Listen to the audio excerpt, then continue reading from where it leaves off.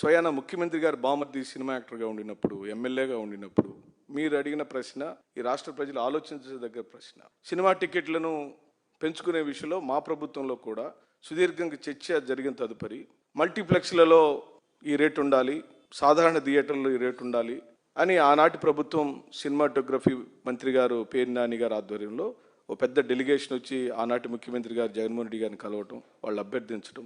పెద్ద సినిమాలు అంటే సమాజానికి ఉపయోగపడే సినిమాలు, బాహుబలి లాంటి సినిమాలు, మరి ఇతర భారీ సినిమాలకు ప్రోత్సాహకరంగా ఉండటం కోసం ఆ రోజున ఆ ప్రభుత్వం ప్రోత్సహించిన మాట వాస్తవం. మరి ఇదేమి ఇప్పుడు మొన్న ఆయన సినిమా వచ్చింది పవన్ కళ్యాణ్ గారిది, దానిలో సమాజ శ్రేయస్సు దృష్ట్యా, సమాజ ప్రయోజనాల దృష్ట్యా ఏమన్నా అంశాలు ఉన్నట్టు ఏమీ లేవు.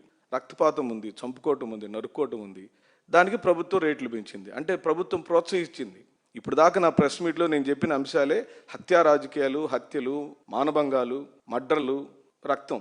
ఇప్పుడు ఈయన ఒక మత సంబంధిత అంశాలు ఎక్కువగా ఉన్నాయి ఆ సినిమాలని సోషల్ మీడియాలో వస్తుంది.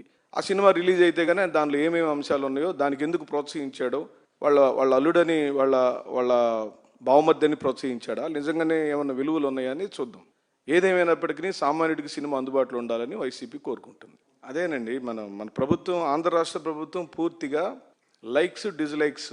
మన వాడైతే ఎంత చెత్తోడైనా, వాడు ఎంత దొంగ పనులు చేసినా, మడ్డలు చేసినా, కూనికోలు చేసినా మన పార్టీ వాడైతే చాలు.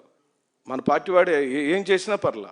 ఎదురు పార్టీ వాళ్ళు ఏం చేయకపోయినా జైల్లో వేసేయాలి. పార్టీ అంతే. ఇప్పుడు వాళ్ళిద్దరు వాళ్ళ పార్టీ వాళ్ళు కాబట్టి ఒకరికి 600, ఒకరు 1000 రూపాయలు పెంచారు.